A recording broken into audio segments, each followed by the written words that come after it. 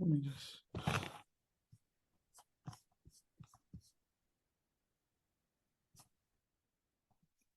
Okay, so we should start now. So please, can you mute yourself so you can just listen to me, and then when you want to ask any question, so we can unmute you, or you can unmute yourself. That it's very good in the beginning if you start, to engage and just to listen what we are going to teach you. Obviously, it will be interactive session, so you will be getting some time to speak about, whatever you want to say or you want to ask or any query.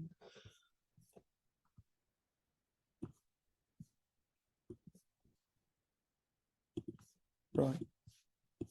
So this is basically an overview, a webinar for Plab-1, and also this platform, medexamexpert.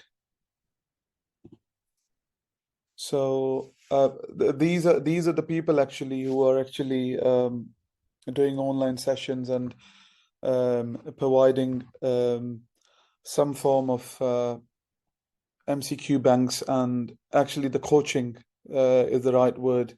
So these are the coaching institutes, online institutes, where people come for Plab, where people can come for MRCOG, MRCP, and several other courses. So the Plab-1 is the one that I'll be teaching, and one of the other mentors, Dr. Shella, she will be with me for teaching some of the subjects or the topics, you would say. So Plab-1. So we will be complying with all the GMC guidelines, and so all the material and everything is in accordance and is in line with the GMC. And the medexamexpert, they have a very dedicated team, and they do their research and provide us with some of the MCQs and the material that we use actually for the teaching. So they have another team. Those are the people who compile all those things, which are really important in terms of passing the exam.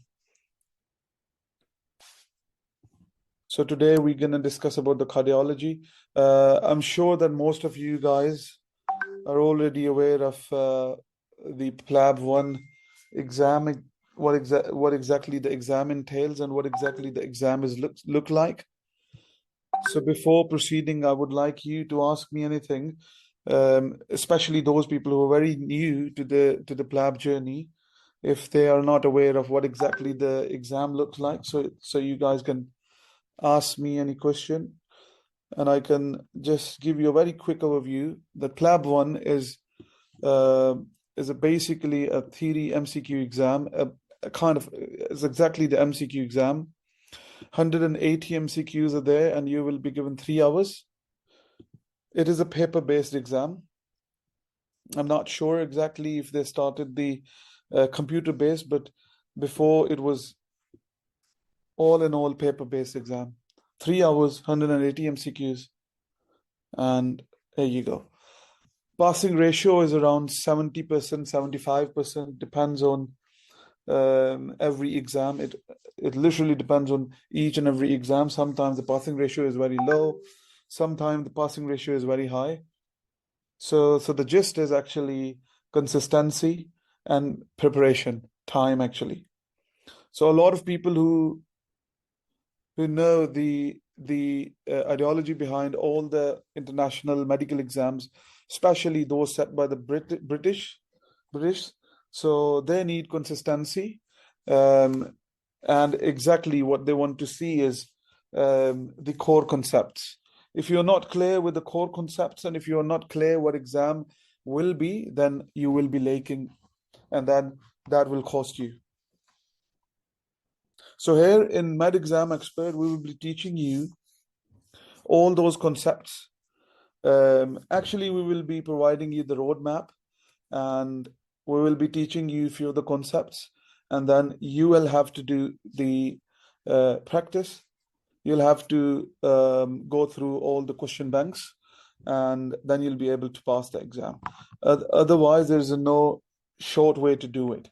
You have to give your time. You have to spend some time for this vital exam.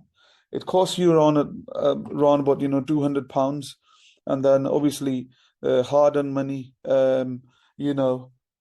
How people did hard work to gather some money and then start their Plab journey. So take it very seriously.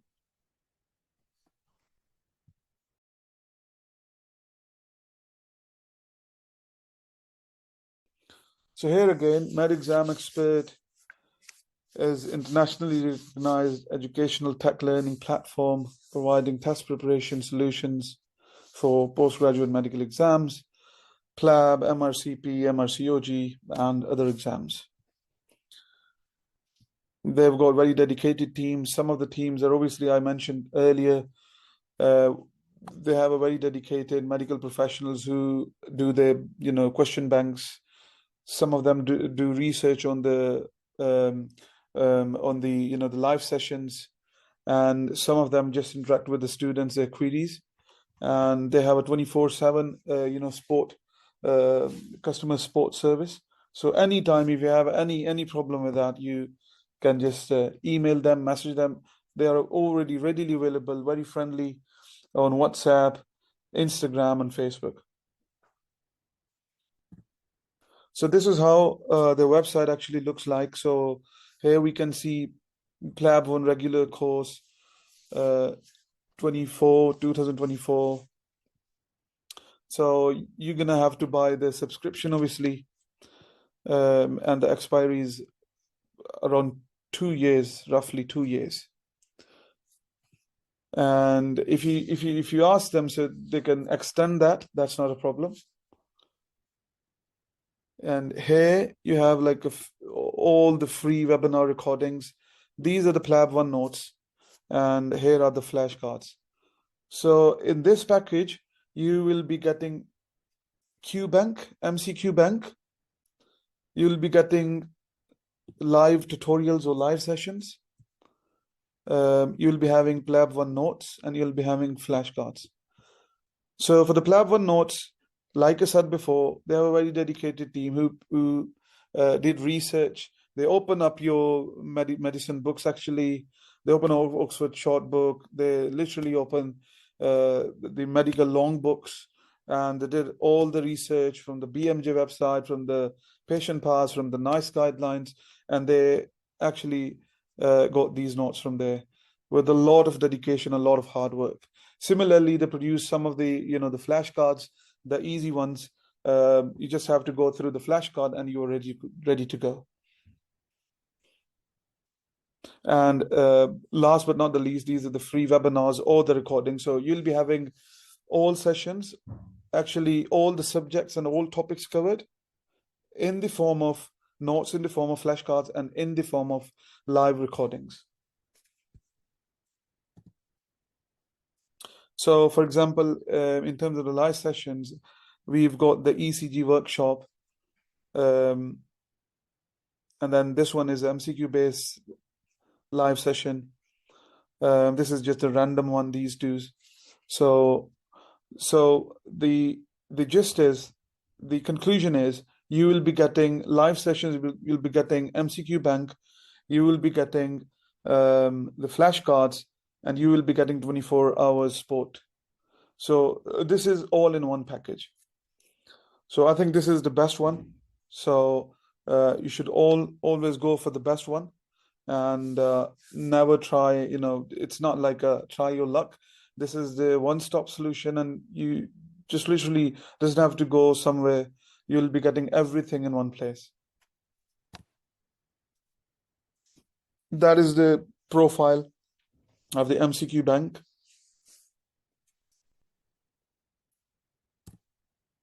Okay, so in terms of the cardiology, this will be, so we've got 31 participants. In this live session, what we're going to do is we're going to go through some of the MCQs, some of the example MCQs, and then we're going to discuss the topics as well. So we're going to do a little bit of teaching and a little bit of MCQs. And the chat sections are actually open, so you can ask me questions related to where I can see. Yeah.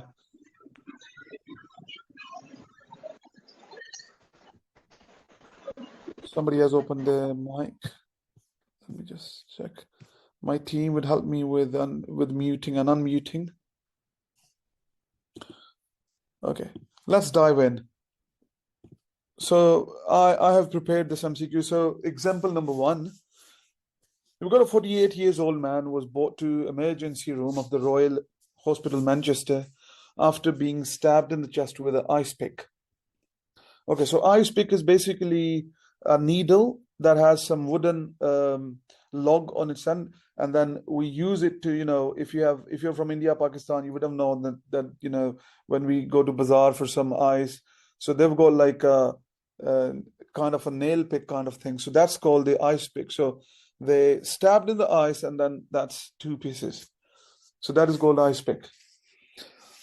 So the person, 48 years old, got a stab wound in the chest with an ice pick. Presented to the emergency room of Royal Manchester Hospital. On examination, chest sounds are clear on both sides. Bilateral chest is clear. Heart sounds are muffled, and his neck veins are swollen. His blood pressure is 84/40 diastolic millimeters of mercury, and heart rate is 110 beats per minute. So now the question here is, firstly, if so a good student, what he gonna do? He gonna see few of the the indications and few of the examination points in his mind. He'll be making a diagnosis actually out of it, and then after the diagnosis, he would know the diagnosis. Then he'll be able to answer this question: that which one is the most diagnostic technique?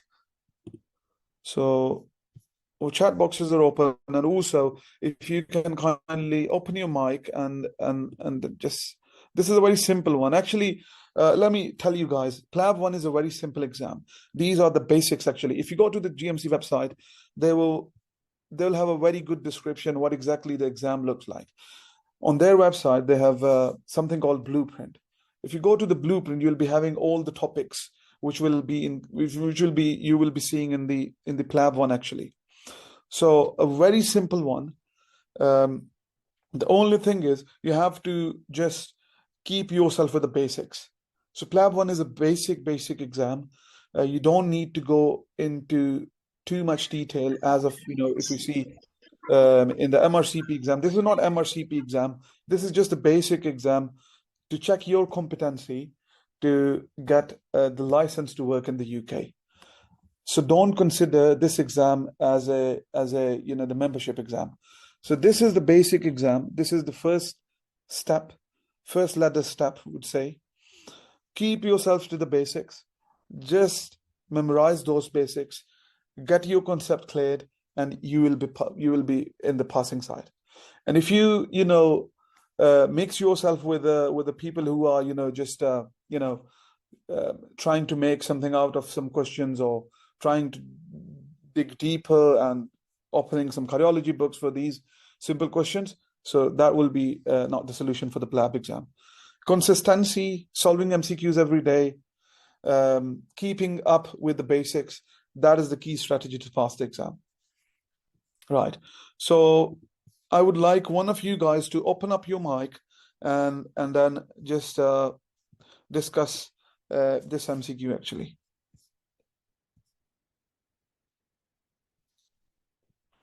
Some of the participants have. So let me just they open the chat box. So Hamza Nasir, Nasir Hamza, sorry, is saying that this is cardiac tamponade. Dr. Noshin, she's saying back's tired. Dr. Shahid is saying tamponade. No, for me, X-ray. Okay. Cardiac tamponade is diagnosis. Okay. Ultrasound ECG for the cardiac tamponade. Back triad. Echo is diagnostic. Roma Khan. Echo. Right.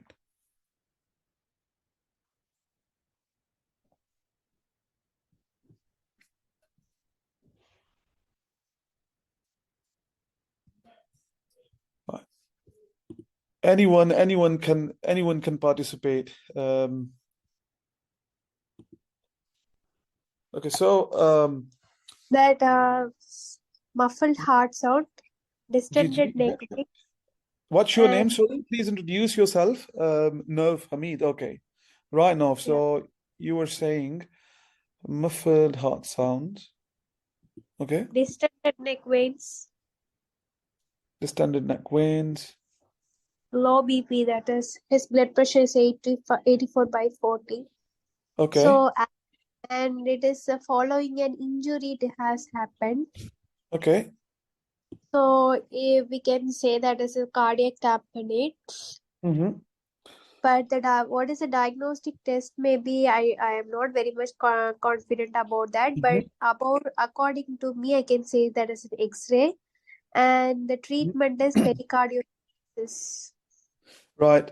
So you've said that X-ray. So obviously we're going to do X-ray, but X-ray would only show you that the heart size is actually increased if we take the cardiac tamponade as a diagnosis. So the heart size can be be increased in some of the other conditions. So diagnostic technique is something different. But obviously, we've got these important points here: muffled heart sound, distended neck veins, and blood pressure is low. Right. So that is obviously a cardiac tamponade, but the only thing I would like to inculcate you in, guys, is obviously just get a diagnosis in your mind, and then obviously, if you have a diagnosis in your mind, and then the diagnostic technique will be easy. Obviously, we have diagnostic techniques. First, we're going to do ECG, X-ray. We're going to do troponins. We're going to do all sort of the basic things, and then the diagnostic will be the echocardiography that will tell us what exactly is happening in the heart. Um, can we have some other reasons for cardiac tamponade here? Because the question might not come in this way. Obviously, this is just an example, and this is obviously my visualization, and I prepared this one. So the But question would the blood pressure is usually elevated pulse pressure, right? That will be not reduced pulse pressure. I was a little bit confused about that. okay. White pulse pressure, right? The blood pressure should be elevated. It should not be decreased. So you're saying that the blood pressure should be low in the cardiac tamponade. No, the blood pressure is elevated. Why here is very low, I'm asking. Yeah. So why you are asking why it's low? So we've already got the ejection fraction is low, so blood pressure will be low because heart is already under a lot of pressure. There is a lot of fluid that is building up in the third space, actually, the pericardium. So there is a lot of yeah. Okay, So okay, that okay. these are this is the back striate, actually. Somebody has actually mentioned in the yeah. So Roma Khan has commented. If you just go onto the Google and just check what exactly is the back striate. I'm just trying to get some of the other causes of the cardiac tamponade. So this is the one. This is just a trauma. M So somebody is getting a trauma can have M cardiac tamponade. Do myocardial you have infarction. myocardial infarction can cause, yeah. Any other thing that's in your mind? Acute pericarditis and aortic dissection. Yeah, so acute pericarditis could cause pericardial effusion, and effusion obviously the complication is if we just not going to treat the pericardial effusion, if you're not just going to relieve the pericardial effusion, then that will comes under the umbrella of the cardiac tamponade, definitely. Okay, so the question could arise in a way that somebody presented with a heart failure or somebody presented with acute pericarditis. The question can be structured in a different way. So just don't let yourself to fall in those pitfalls where the examiner would change the question structure, and people might easily be distracted with these kind of things. So it's a very usual, you know, that they just restructure the question and they just put some of the other causes or the other consequences in the question, and the question is a completely different. So just stick with with your diagnosis, and then you'll be easily find the the exact answer. And also, Plab-1 is a time constraint exam, so you have to be very warily and very swiftly have to answer some of the questions. Someone was asking something. Nof or someone else?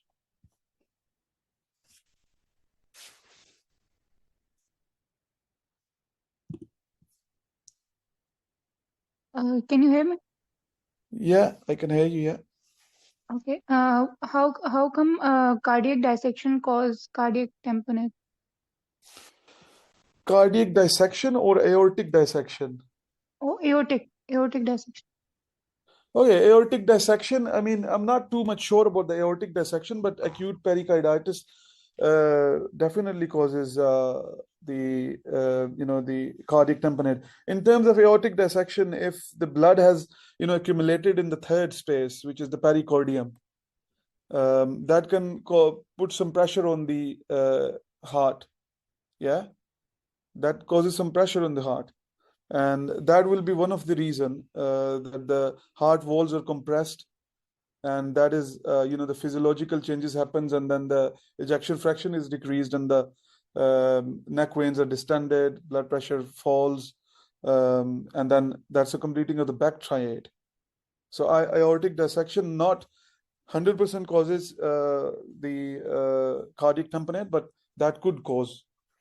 But absolutely, if you say, then the acute pericarditis, stab wounds, heart failure, these are the causes.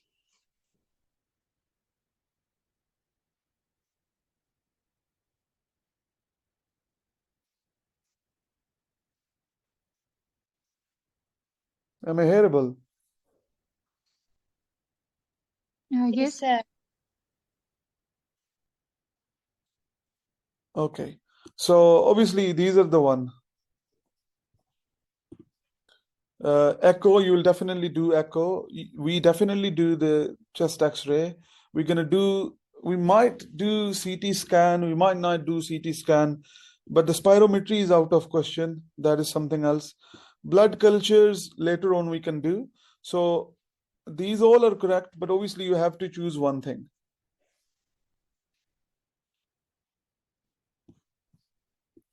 So in terms of the most accurate diagnostic test is echocardiogram. So that is the one. So you don't need to think about other causes. You just have to memorize the back triad in your mind, and the question will be very, very simple.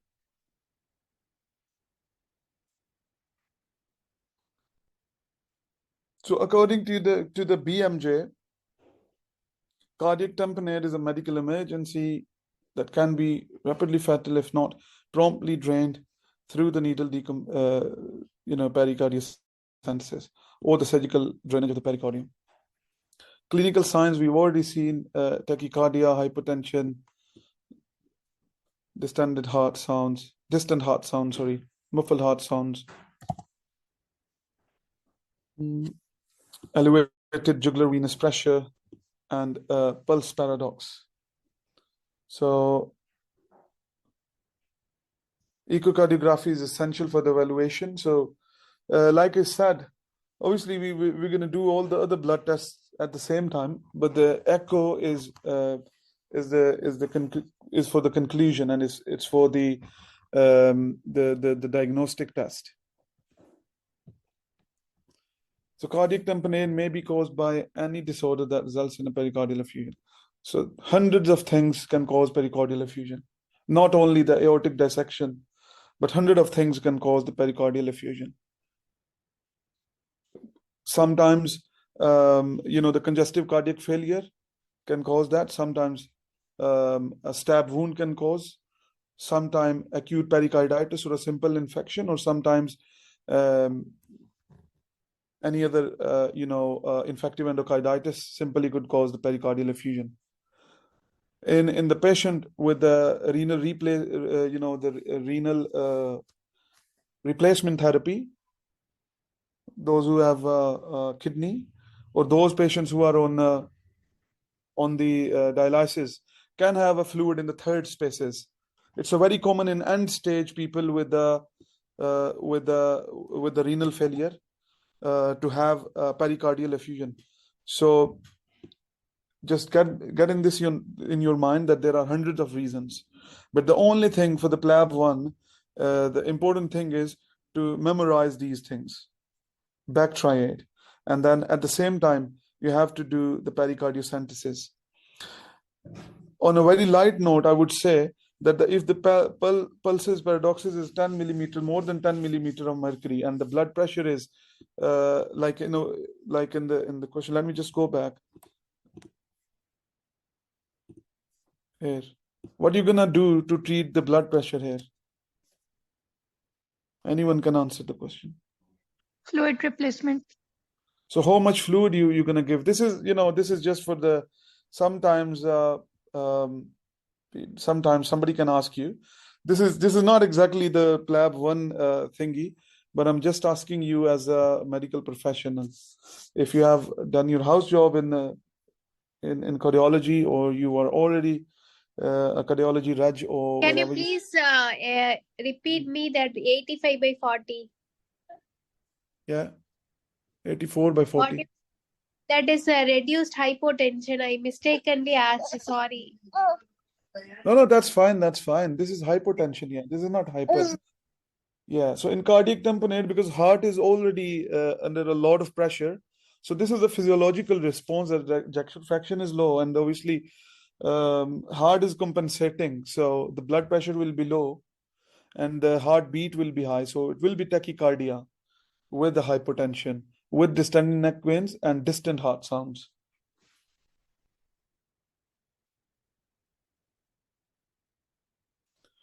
So we're gonna give fluid that depends on the patient reaction to, obviously, to the fluid. So ideally 1 to 2 liters slow IV along with the pericardiocentesis. So it's not going to happening that you have given the IV fluids to the patient who's already having cardiac tamponade, and you are giving more fluid without doing the pericardiocentesis. So alongside the pericardiocentesis, you have to do the IV fluids.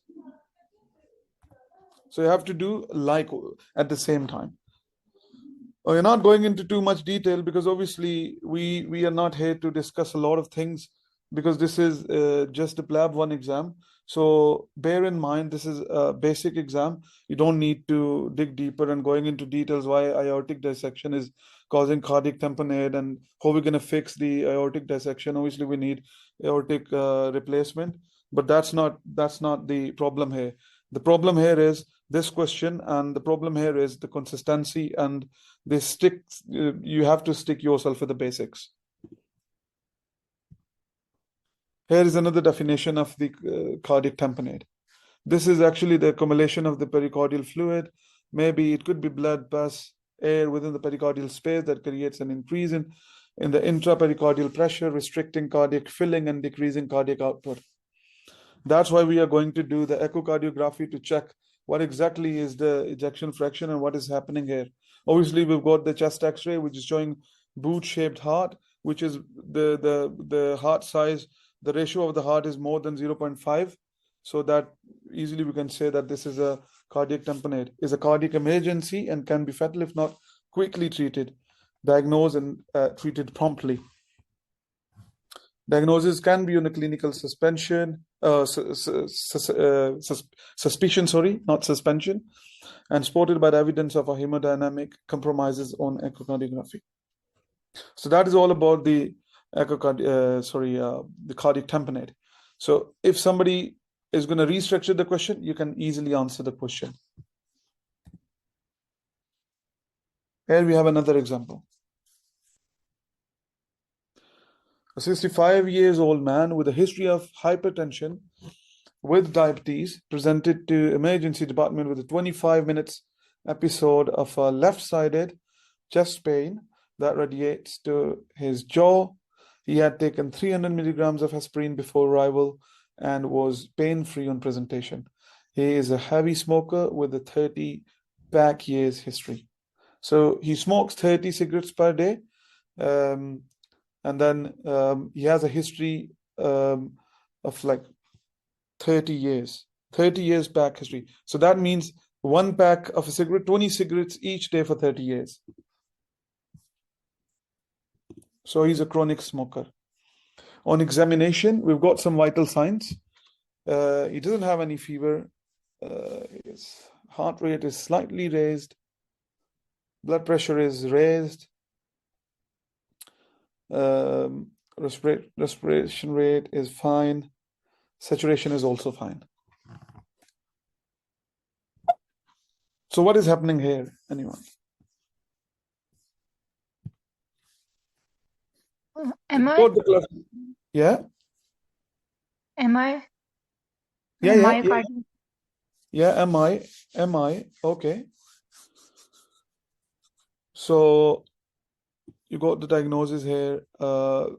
Because the patient has a contributory history of these two things, hypertension and diabetes, that is one of the nidus for the silent MI sometimes in the patient who is 65 years old and left-sided chest pain, classical signs of MI. Patient already have 300 milligrams of aspirin, maybe at home or maybe with the the ambulance staff. Now is pain-free. Let's just go on to the second slide. Okay, so cardiovascular examination was normal with no jugular venous distension. Respiratory examination reveals clear breath sounds bilaterally. ECG was normal. Okay, your ECG is normal, but the trop is 199. Okay, which MI is this, Dr. Mamuna?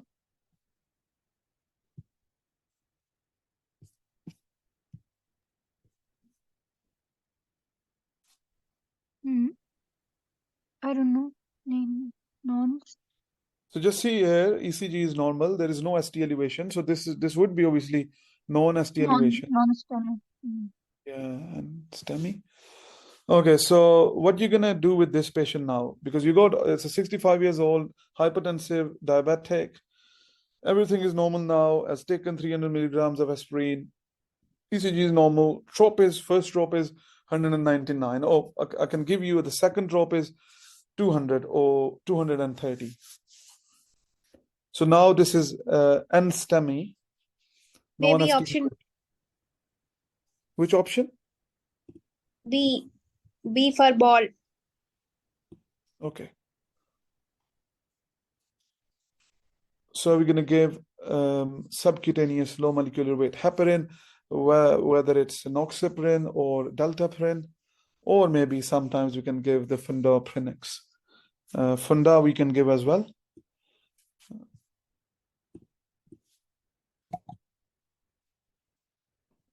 GTN, obviously, now the patient is pain-free, so we're just going to give him. And if he has some pain, so he can use that. Morphine we can give. If the patient is having any nausea, vomiting, we can sometimes, the patient presented with a sway vomiting, similar, the rest of the classical, the presentations are the same.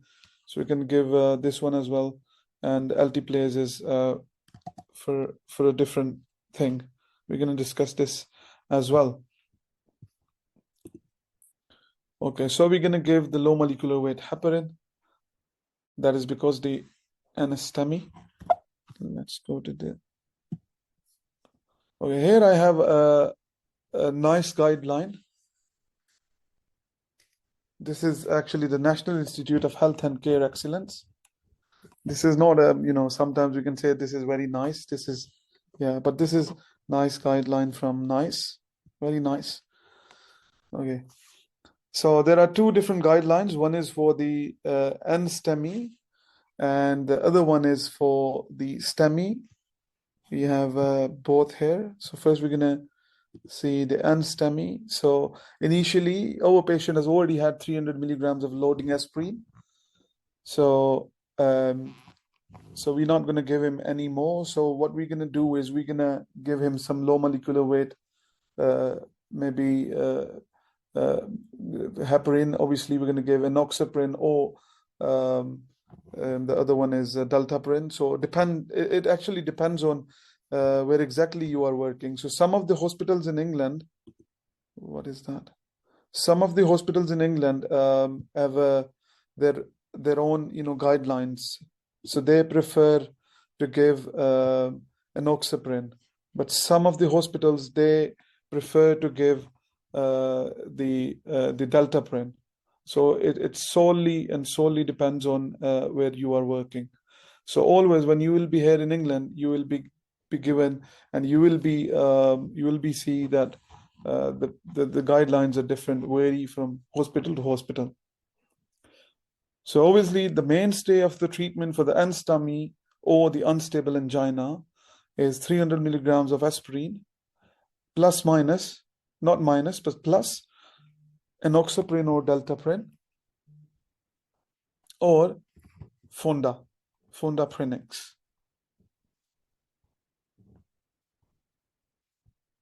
And if angiography is unlikely within 24 hours, and the patient's creatinine clearance is good, if its creatinine is clearance is more than, or if the creatinine is actually more than 265, then we're going to give unfractionated heparin, should be given, which is obviously, fondaprinix is actually some chemical derivative.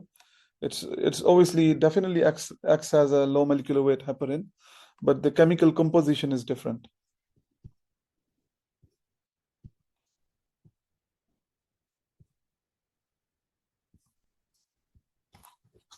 Okay. So here, let me just zoom it. Offer fondaprinix unless high bleeding risk or immediate angiography. So in terms of immediate angiography, we're not going to give this. We're going to just refer the patient for the PCI. Think about the choice of dose of the antithrombin if high bleeding risk. Obviously, we have to see these things first. Advanced aging, bleeding complication, renal impairment. So if the patient is severely renal impaired, so we just have to be very cautious with the fondaprinix. We would rather go for the safer thing, which is dalteparin, low body weight. But obviously for the dalteparin, we have to do the renal dose at the same time, because the doses are different. Consider unfractionated heparin with the dose adjusted to the clotting friction if creatinine is above 265. And the creatinine clearance is not good enough, so we have to be very cautious. And I'm not going to go into too much detail here, because this is the clinical thing. This one is a little bit important. Offer immediate angiography if the clinical condition unstable, otherwise consider angiography with follow-on PCI if indicated. So normally they do balloon angiography, the following the stenting, or sometimes, mostly I think 99% they do stenting. Sometimes they won't do stent, they just, remove the clot, and, within 72 hours, if no conditions such as a comorbidity or active bleeding. Now, don't go into the details here. Just stick with the point that you have to give 300 milligrams of aspirin. You have to relieve the pain with the nitrates or morphine. You have to give low molecular weight heparin or fondaprinix. So the patients who have, the issue with the kidney, if the renal functions are compromised, then we have to give unfractionated heparin. And all of these are subcutaneous. Fondaprinix is subcutaneous, and I think the only unfractionated heparin is just intravenously. But the doxaparin, noxaparin, dalteparin, all of these are subcutaneous. And sometimes, obviously, for the longer run, we have to think of the second antiplatelet agent, which could be ticagrelor, prisugrel, or the clopidogrel, which is widely accepted. if I go into a bit more detail of this, so sometimes the patient who have, they are more prone to the mortality, and we think that the 6-month mortality is above 3%, then in only the fewer patient we have to go for the, the tyrobifan, or which are the IV glycoprotein receptor antagonists. So for the very small fraction of the patients, we have to go with the tyrobifan or eptibifibated therapy.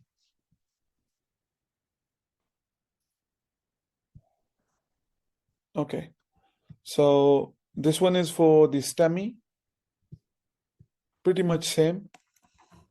So if the patients have STEMI, troponin is raised, at the same time on the ECG we have ST elevation.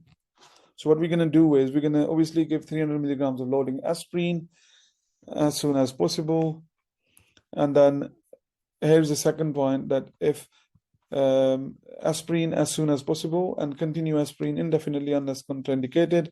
Do not offer routine GPs or fibrinolytic drugs before arrival at the catheter. Okay, that is something else. So the mainstay of the treatment here is also the same, because we are treating the same cause, which is MI.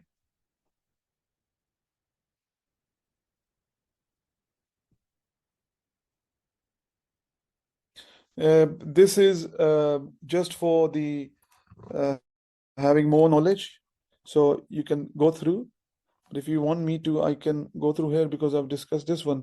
For the medical management, we offer the ticagrelor with aspirin unless bleeding risk. So dual therapy here. Consider clopidogrel with aspirin or aspirin alone for the high bleeding risks.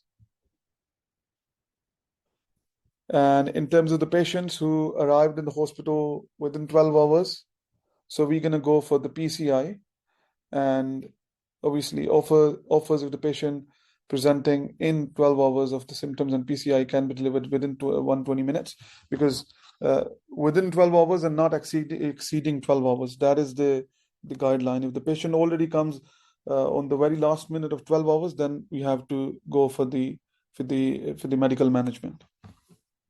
But here is an intervention here. Consider if presenting more than 12 hours after symptoms and continue myocardial infarction or the cardiogenic shock. Consider radial in presence to the femoral axis. Okay.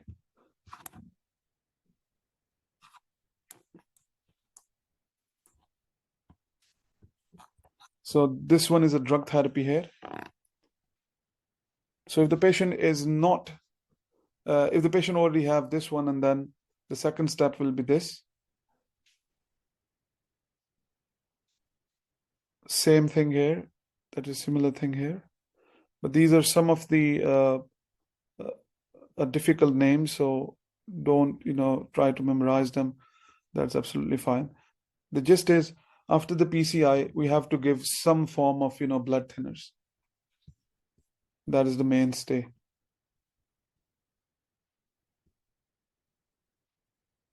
Okay. So fibrinolysis, what we're going to do is offer if presenting in 12 hours of symptoms and PCI not possible in 120 minutes. Same thing. Some of the hospital doesn't have that access to the PCI, or the patient is in a far-flung area or the distant or remote area. So we're just gonna remove that thrombus with the medical management, with the tablets. We have to do ECGs just to check if the patient is not having another MI. Same here, we have to give something as a blood thinner, aspirin with something, clopidogrel or ticagrelor. Depending on the bleeding risks, we have to do PTA, PTT, and so on, just to check if the patient is on a higher risk of bleeding.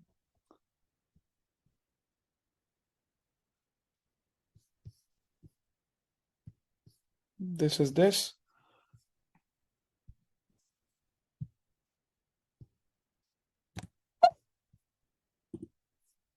Okay. have here, this is actually the example number 3. Okay, sorry. So this is actually example number 3. So during his annual checkups, 76 years old man with an unremarkable medical history reports mild exercise intolerance. He's having some troubles. He's becoming short of breath.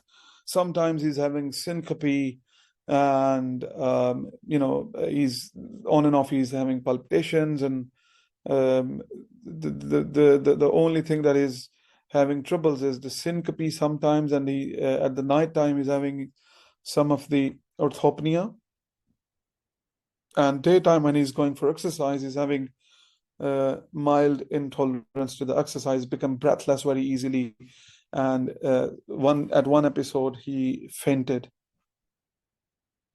Okay, his physical examination reveals a significant finding: a louder ejection systolic murmur.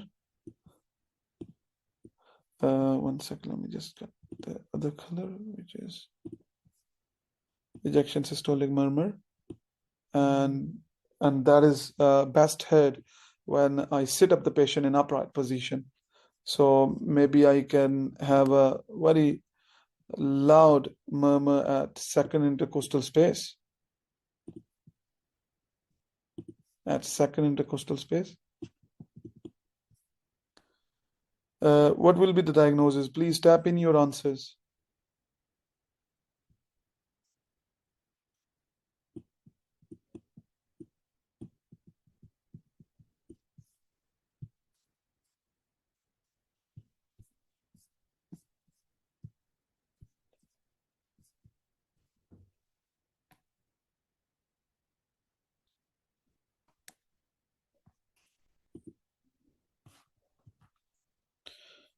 So someone got some answers. Joe is saying aortic stenosis, and Shristha, she's saying D. Ishal is saying D. Right. Because I've given you some of the most important cues to answer this question. Amuna is saying D.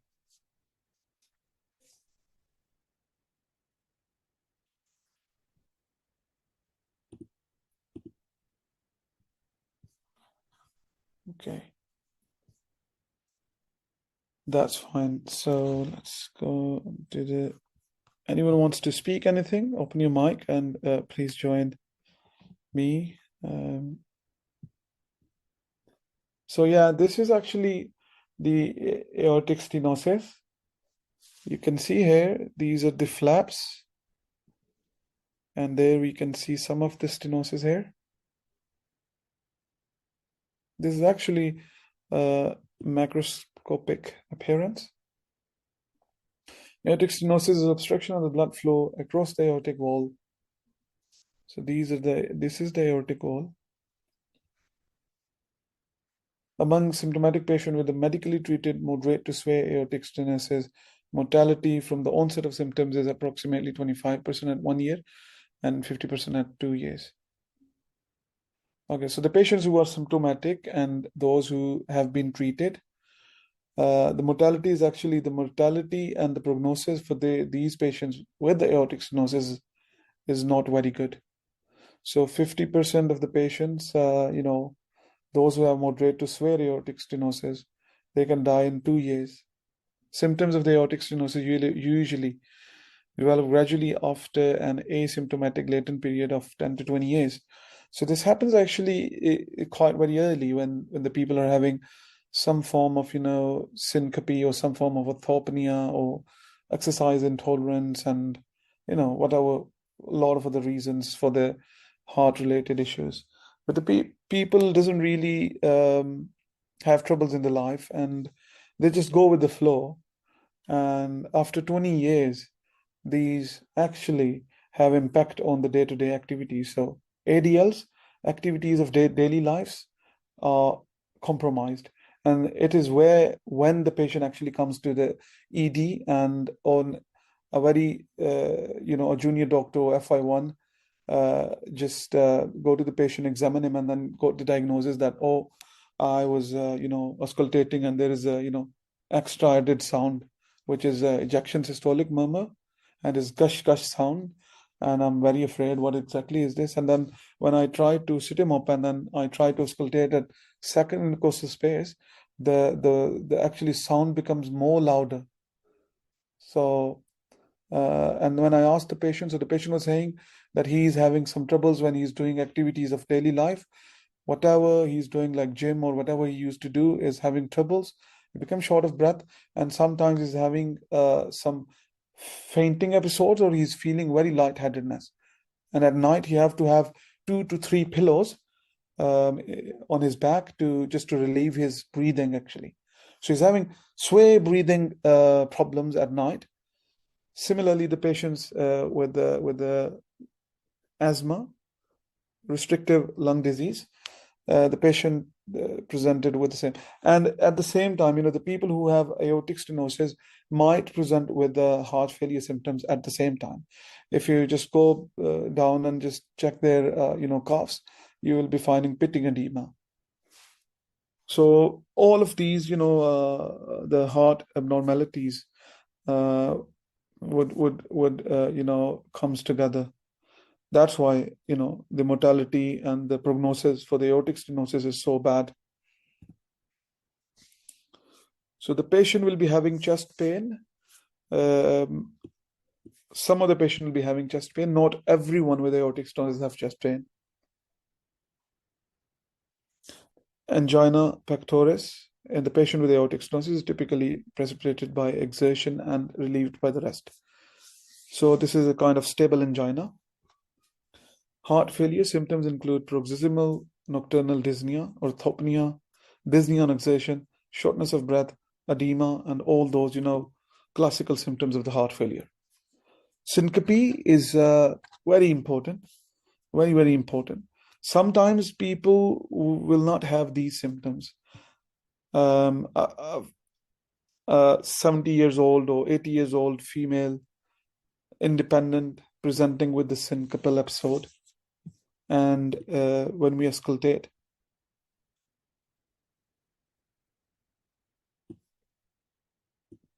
we will speak about pulmonary stenosis and okay. So we have a very good course on Mamuna on the cardiology. So we will be having everything. We have already prepared some slides where we can have with both have ejection systolic murmur, whereas in a pulmonary stenosis the presentation is different, and both have ejection systolic murmur. So we have a very good slide for those. Let me just complete this. I'll briefly answer your question. So sometimes people just only presented with the syncopal episodes, and the people are doing the normal activities of daily life, and all of a sudden they have syncope, and okay, so these are quite common presentations. Sometimes I have said that sometimes people just presented with the syncope. So just bear in mind that the question could have been structured in a way that they've only given you one cue, and you have to get the answer out of it, and that is a point where they are actually judging your skills and your clinical skills actually, to see if the candidate is well aware of what exactly is happening with the patient. So I would say that please be mindful of these things, because they can restructure the question, and they can put you in trouble. So be very cautious whenever you are attempting these kind of questions with the people with aortic stenosis, aortic regurgitation, atrial fibrillation, aortic stenosis, or aortic regurgitation. So just remember, heart failure chest pain, these syncope, nighttime, orthopnea, proximal nocturnal orthopnea. These are very common, symptoms of the patients, and age is very important here. So it's a very common in the very question that we are, saying. Let me just go back and see. It's a 76. And the patient is basically coming here for the annual checkup. The patient is not coming actually for anything to the ED. The patient is just coming for annual checkup. And all of a sudden, the patient is having, this deadly, problem, and the patient is in trouble actually.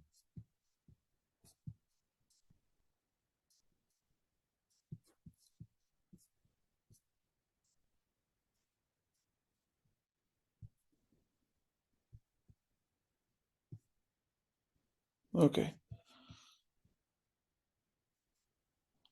Where we are.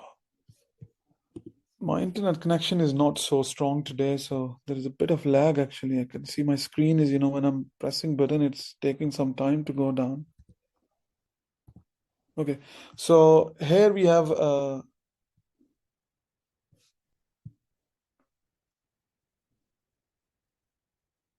yeah, so systolic hypertension can coexist with the aortic stenosis. So diastolic blood pressure will be 80, maybe 90, but the systolic is going up to 120, sometime 200, according to the NICE guidelines and the BMJ, the research groups. So isolated systolic hypertension, patient presenting with the systolic blood pressure of 200, and diastolic blood pressure is fine. So aortic stenosis, because valve is not helping with the diastolic pressures. So the question can be just structured on the basis of the patient presenting with a syncopal episode along with the systolic hypertension of 200 millimeters of mercury with the diastolic blood pressure ranging between 80 and 100, which is quite normal. Please give us the diagnosis. So the diagnosis will be aortic stenosis. So we're going to have the classical crescendo, decrescendo systolic murmur of the aortic stenosis begins shortly after S1, and the intensity actually increases towards the mid systolic and then decreases actually, with the murmur ending just before the second heart sound. And this is, when you sit up the patient, you'll be having more profound and more clear sounding murmur. The murmur of aortic stenosis is an ejection systolic murmur loudest at the second intercostal space, right sternal border, radiates to the carotid and louder in expiration. Please try to memorize this line as well. So this actually radiates to the carotids. So if you auscultate on the carotids, you'll be having the same murmur.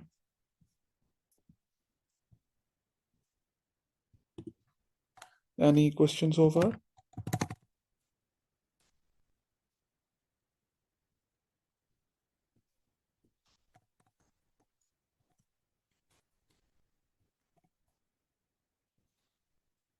Okay.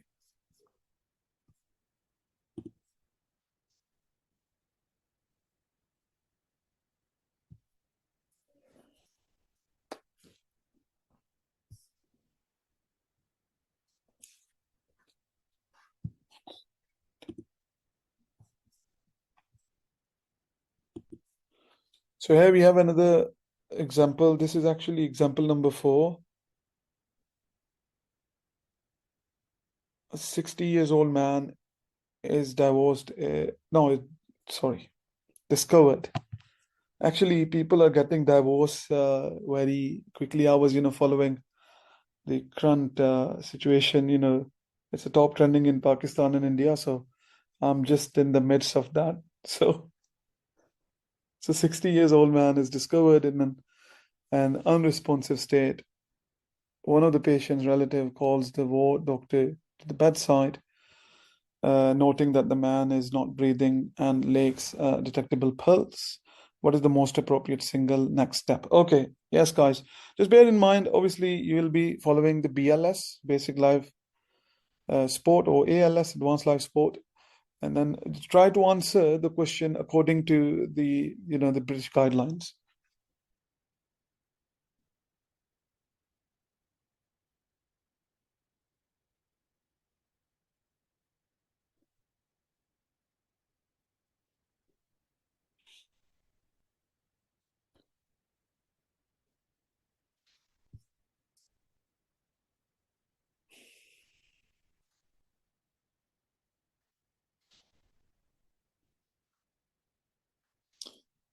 Right. So we've got one. C. Trigger the emergency bell and summon the resuscitation team. Mamuna and Joe have said the same. Retrieve. Okay.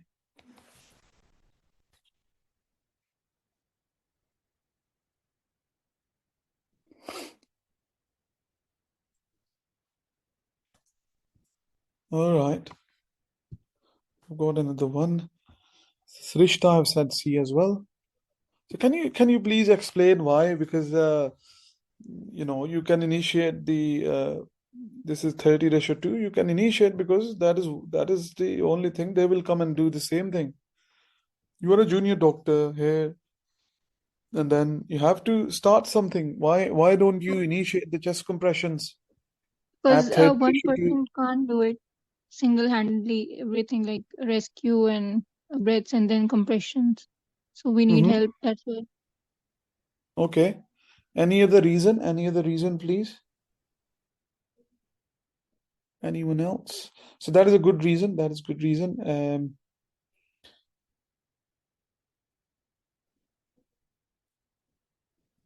See. So you can also retrieve a defibrillator at the same time. You can just go and grab the trolley.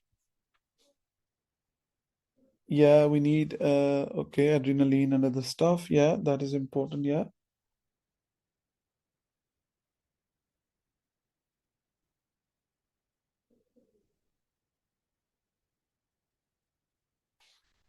Any other candidate want to have a say on this?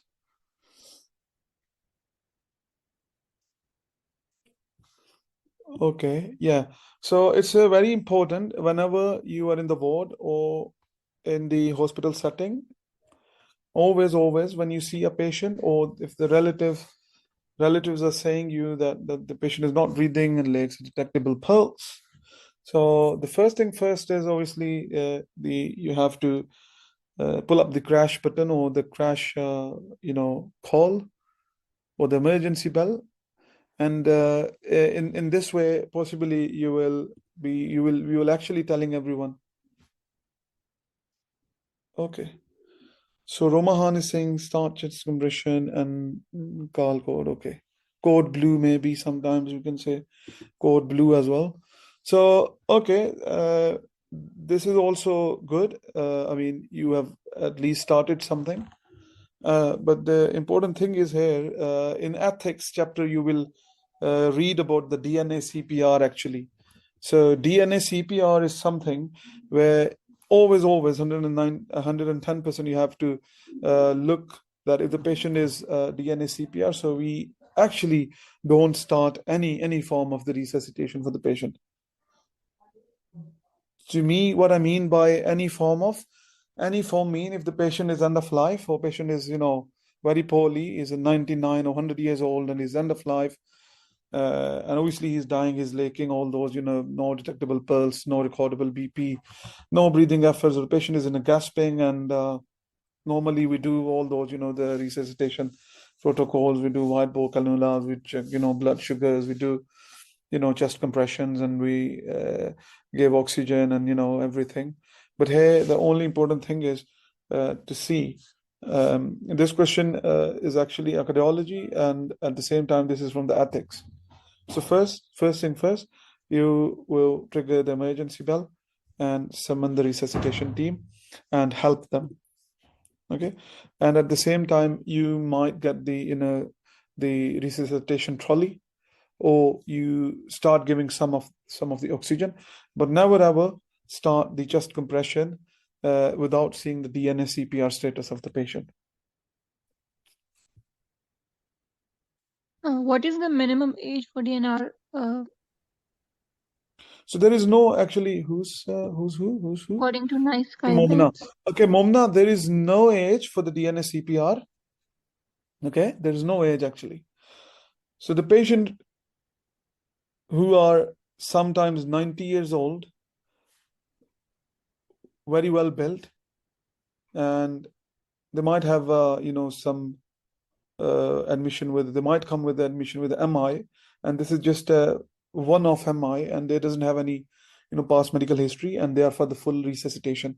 So there is no clear-cut boundaries, there are no clear-cut age limitations for the the NSCPR. In some instances, patient with advanced ALL, acute lymphoblastic leukemia, 8 years old, DNA CPR because of the advanced stage of cancer. Sometimes patient with some form of comorbidities, maybe same form of chest infection coupled with the UTI, coupled with the septicemia, coupled with the cardiogenic shock. The patient is at the same time having the acute renal failure. Patient is not for the resuscitation. Age of the patient is 25 years old. 50 years old, patient with advanced prostatic cancer, having mets in the ribs, having mets in the lower limb, in the femur, in the backbone. Patient looks very good. 50 in England, the old age starts from the 70. 50 years, you consider a very young patient for full resuscitation. But on the background of the condition, which is prostate cancer, advanced, the patient already have the chemotherapy, radiotherapy, hormonal therapy, and advanced form of treatments. Patient is 50 years old, and the patient is for DNA CPR. Means no the resuscitation. So it doesn't depend on age. It solely depends on the clinical decision made by the doctors and the family.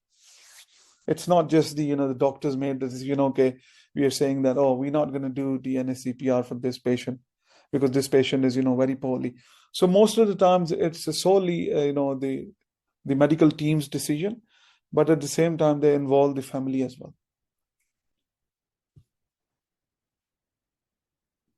Okay.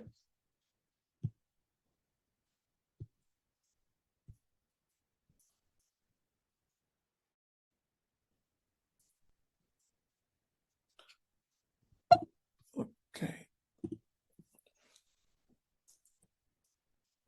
So here is we've got the patient is at a cardiac arrest, and resuscitation guidelines. If there are no signs of life, it's crucial to summon the resuscitation team. So please visit the resuscitation.org.uk to have some logarithms or the simplified logarithms how things works in England in terms of the resuscitation, or when you have to call the crash call, actually when you have to do the blue code or the emergency. Among the options presented, calling the resuscitation team takes precedence as per the guidelines. For the guidelines recommend initiating CPR and obtaining a defib as soon as possible. Choosing to call the resuscitation team is more prioritized in this context, and is consistently incorrect as it aligns with the outdated guidelines. So we're not going to start CPR with giving 2 breaths. We're just going to start the chest compression.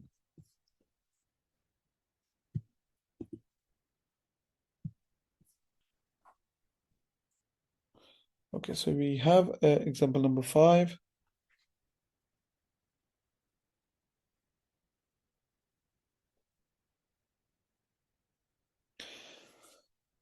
Okay. A 65 years old woman experienced abrupt burning chest pain and shortness of breath 4 hours ago.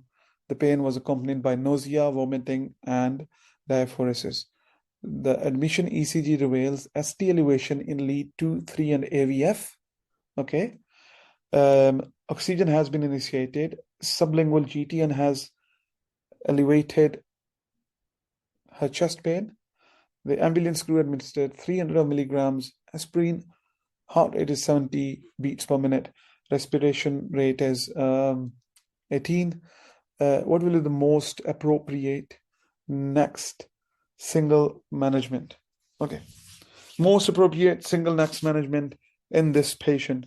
So we know that this patient is presented with MI, 2-3 AVF. Which lead is that? 2-3 AVF. Which MI is that, please? 2-3 and AVF.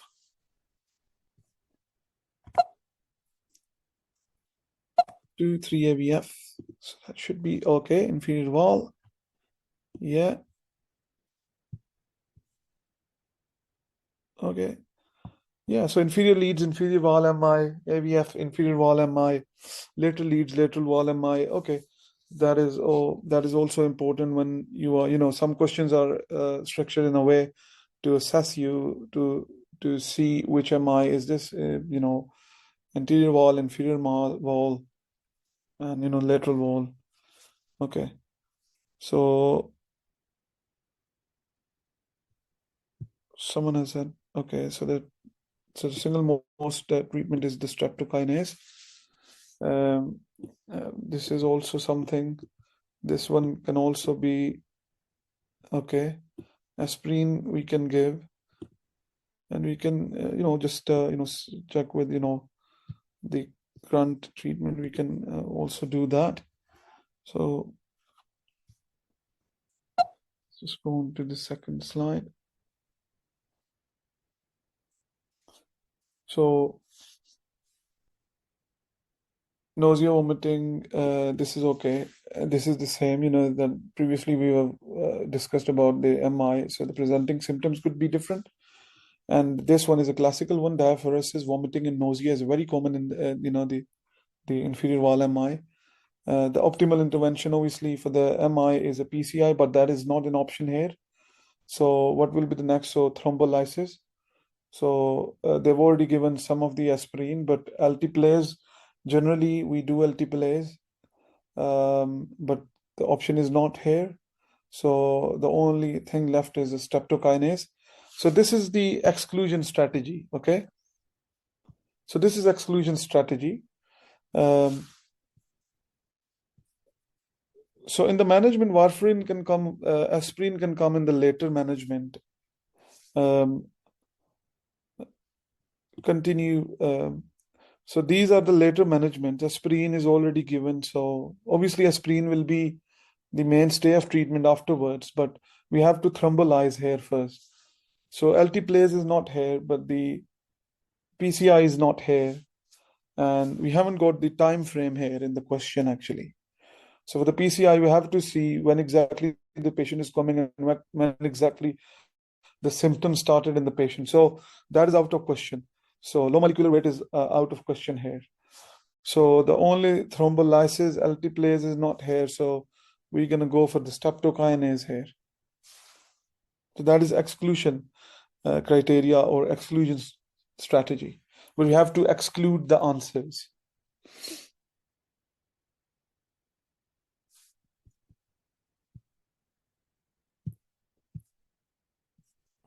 Okay.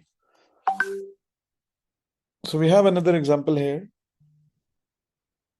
So we've got a 68 years old woman who's admitted in emergency department, complaining of palpitations and chest discomfort. She recounts a history of left hemiparesis 4 days prior, which had partially resolved after a few hours. Okay, might be a mini stroke or something like that. Her vital signs includes a blood pressure of 160/95, respiratory rate is 22, and heartbeat is fairly raised, 120. Had CT scans evidence reveals an evidence of a small cortical infarct. Here you go. So post in stroke.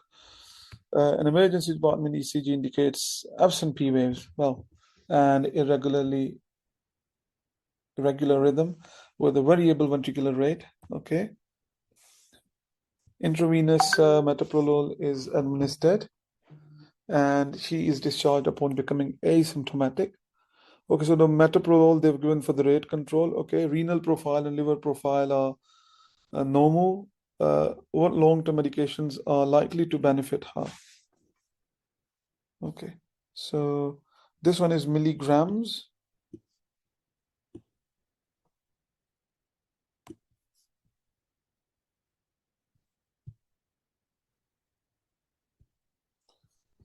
Right, answers please.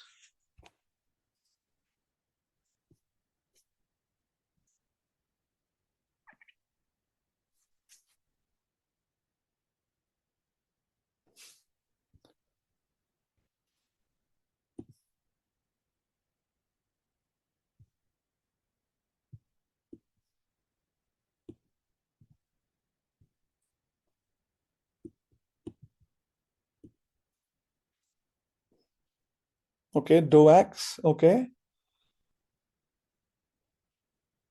Ishal is saying D. Momina is saying D. Hamza Nasir is saying how to know when to give heparin, aspirin, and streptokinase. Okay. Low dose aspirin 75 milligrams and statin. Okay. Momina is saying D. Roma Han's answer is also correct. We can give aspirin as well. We can also give statin as well to just to avoid,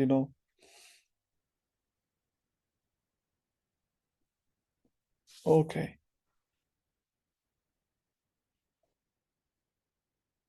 D plus aspirin. Okay. DOAX. Okay.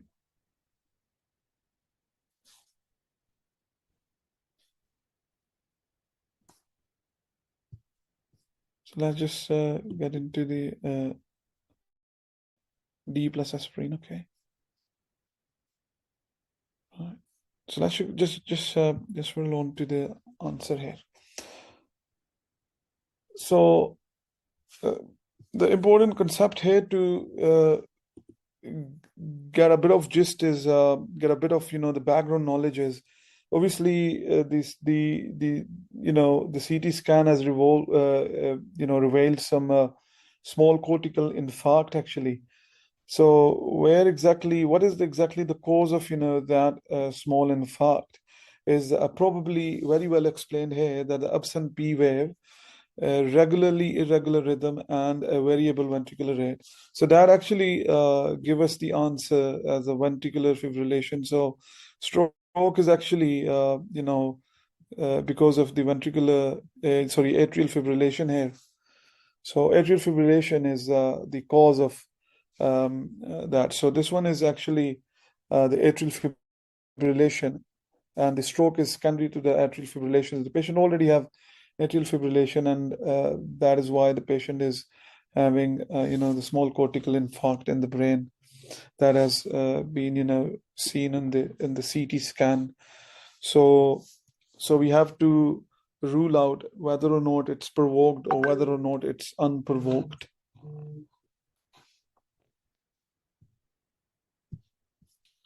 The patient has received a diagnosis of atrial fibrillation and is likely that the stroke symptoms were a consequence of this condition. The primary objective. Okay, Hamza, I'll answer you, bro. When to administer heparin, aspirin, and streptokinase. We'll answer about the pulmonary stenosis by Dr. Mamuna has asked me that thing as well. So we can answer this one as well, because these are the guidelines actually. I'll show you, not a problem. Okay. So atrial fibrillation is here. So keeping in mind that atrial fibrillation can cause the the mini stroke or stroke or other things as well.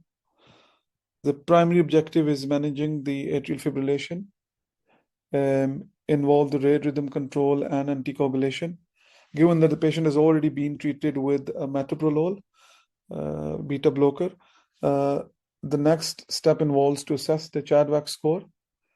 So I'm sure that everyone has gone through the Chadwick score in the final years.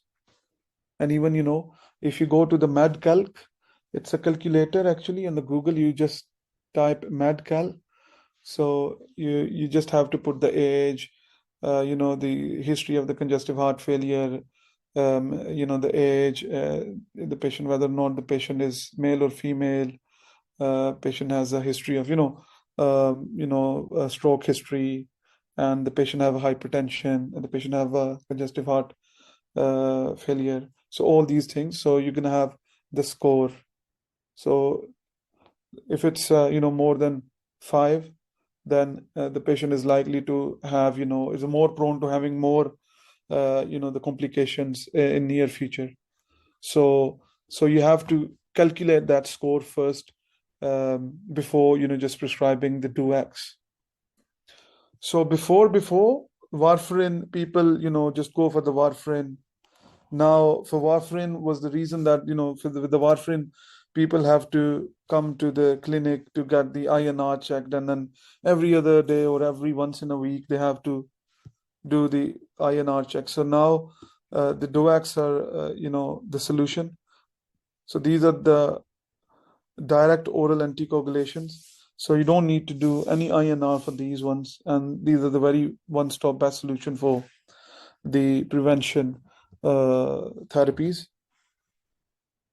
So Chadwick score, we've got few other the scoring systems. So in our proper session, we're gonna go with each bit and piece, and that will be a very interactive one. This is just a glimpse of how our actual session will look like.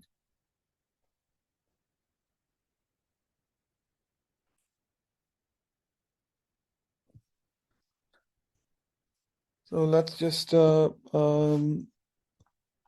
so when we're gonna give the heparin, when we're gonna give the aspirin, and when we're gonna give the streptokinase. Okay. Anyone can answer this? I'm sure most of you guys can answer this question very easily, because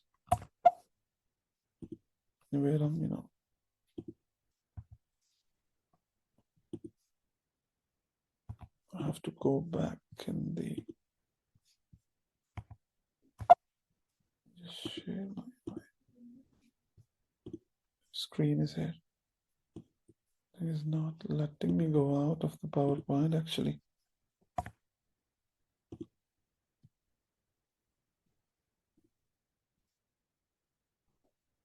Okay, now it's your turn to ask me the question. So we're gonna answer these already asked questions as well at the same time.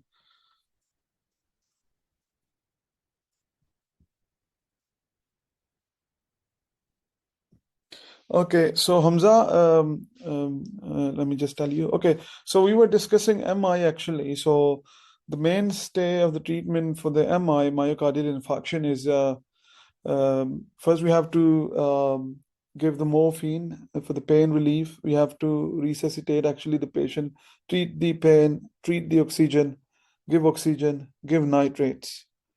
Nitrates and morphine will do the same effect, actually, the pain relief. The GTN spray, you might have seen those with the cardiac patients. And aspirin, which is a blood, not exactly the blood thinner, but primarily we can say that is a blood thinner. 300 milligrams loading dose. Okay, so with that, we have to give a heparin, because we have to remove that clot, actually. We have to kind of fix that clot, actually. So for breaking that clot, we have to give heparin. So heparin is unfractionated and fractionated, actually.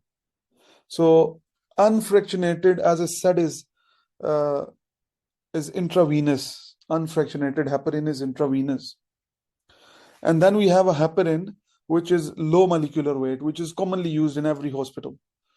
So in low molecular weight, we have 2-3 different kinds. So the first one is enoxaparin, and the second one that is used very commonly is a deltaparin. And at the same time, fundaparinux or funda is also, it's not actually the low molecular weight heparin, but the chemical composition is the same. Okay, so that is the heparin, actually. So we have to give aspirin, we have to dethrombolyze, we have to remove that thrombus. And if the patient is in the hospital within 12 hours, what we have to do at the same time, we've given these medications. At the same time, what we're gonna do, we're not gonna, treat that clot with the medicine, but we're gonna treat that clot with the intervention. So we're gonna do the PCI within 12 hours, which is actually the gold standard. So within 12 hours of the symptoms, we'll do percutaneous coronary intervention. Okay. So either this is, kind of angiography. Normally it's named as angiography or stenting. So femoral or radial. Okay. So through the femoral vein or the radial one. So we're gonna insert. I'm not, not gonna tell you how they're gonna do. I actually doesn't know how they're gonna perform that.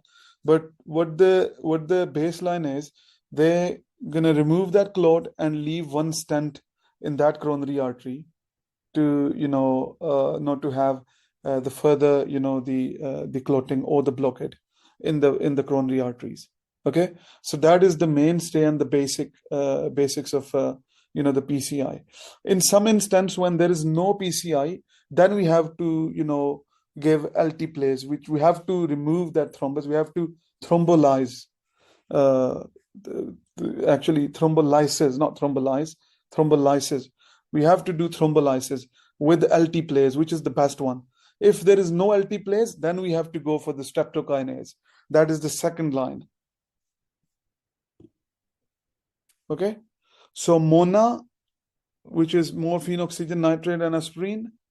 Whether or not you have to decide, you're going to go for fractionated, unfractionated. We already discussed that fractionated and unfractionated. If the renal functions are very compromised, then we're going to think we're not going to give for the frontoprinics. We're going to go for low molecular weight, but the renal doses. At the same time, if it's the patient is here in the hospital within 12 hours, then what we're going to do, we're going to do PCI. And the PCI is a percutaneous coronary intervention. That is within 12 hours. And at the same time, if that's not available, we have to do thrombolysis. Is that clear? Okay. So there was one question from someone else. So pulmonary stenosis, they asked how we can, the pulmonary stenosis have the same ejection systolic murmur. So to my best of knowledge, I think the pulmonary stenosis is obviously having the same, the ejection systolic murmur, but that murmur is not, heard at the carotid, and it's not the crescendo, decrescendo one. That is the one thing that I can tell you here. And then the signs and symptoms are different in the pulmonary stenosis as compared to the aortic stenosis, which is the syncope, dyspnea, and angina.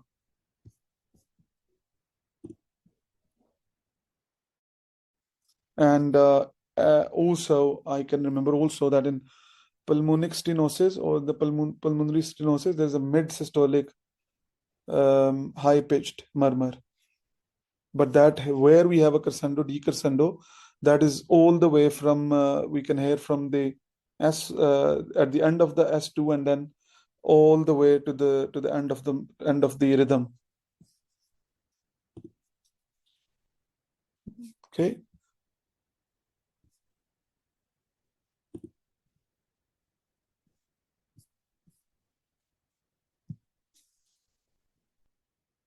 Right. So any other questions in terms of,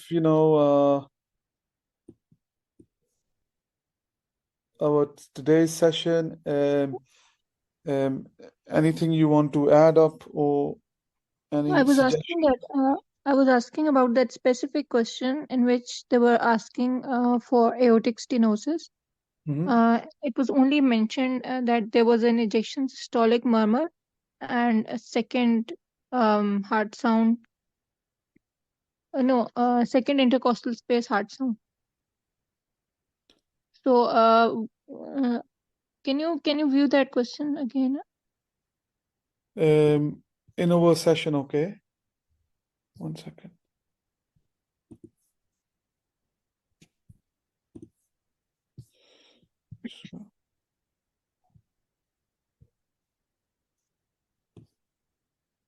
That is our question, yeah.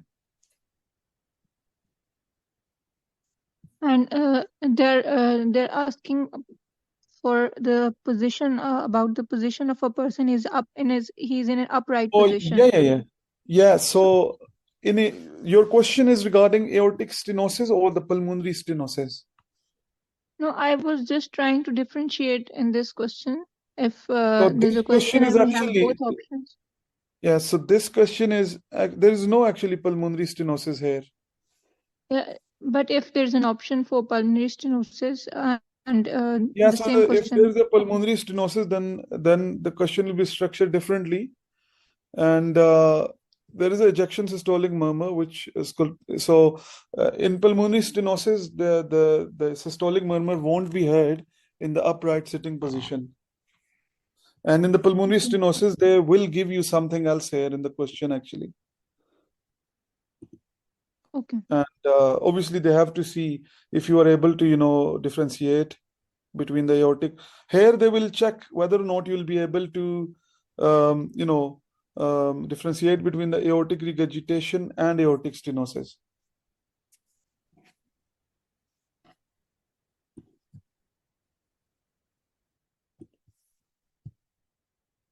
And I think this is the slide you're talking about. Yeah. So murmur of aortic stenosis is ejection systolic murmur, lowest in aortic area. And then obviously the pulmonary one will be in the pulmonary, artery. Second intercostal space, right sternal border. Maybe I can be able to pull up some slide from the guidelines, what the guideline says about the differentiation point between the pulmonary stenosis versus aortic stenosis.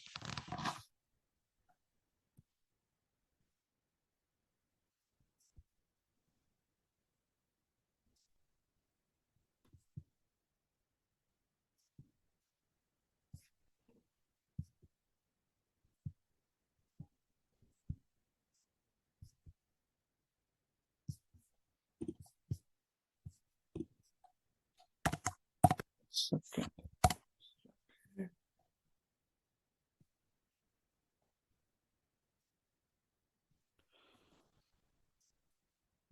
Okay, so obviously, in pulmonary stenosis, the signs and symptoms will be entirely different. Okay, so symptoms will be entirely different. So symptom will be fatigue. Symptoms will be shortness of breath. Symptoms will be, relating to the pulmonary, the symptoms that will be primarily in the patient with the low oxygen levels.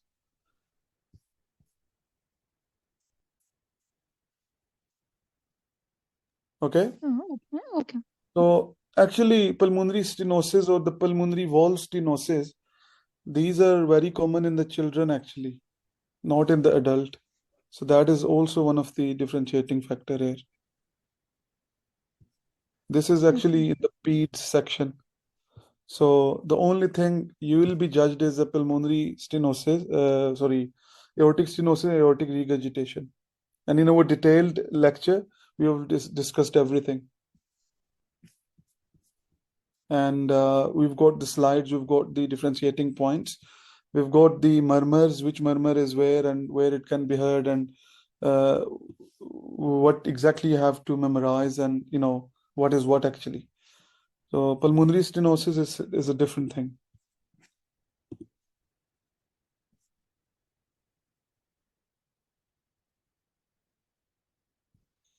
Any other? Okay, Momina, thank you so much. If you guys want to ask any questions, so I'm here. And also, I think there will be another session. I'm not too sure, but the Dr. Shala, she'll be taking the other session. If you have any question regarding Plab, you can drop down your messages in that WhatsApp group.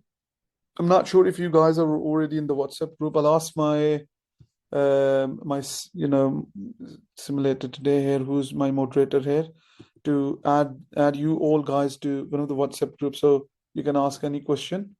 regarding to the topic. So, because obviously, the baseline is you have to read yourself, you have to give some time, you have to show some effort. Okay, so we are just here to give you the roadmap. Actually, everyone knows what is pulmonary stenosis, what is aortic regurgitation. Everyone knows what is MI, what is the basic guidelines, what are the treatments. So the only thing here is to focus on the main points and stick to the basics.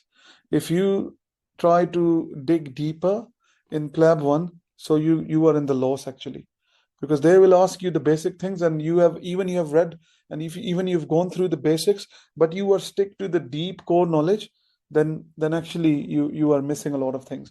Because when you have a deep core knowledge, you might have overlooked the basic knowledge. So stick to the basics, stick to the basic framework of every disease, and the basic 4-5 points. That'll be enough to pass the exam. But if you try to dig deeper and open up big books, this is not your way to do that.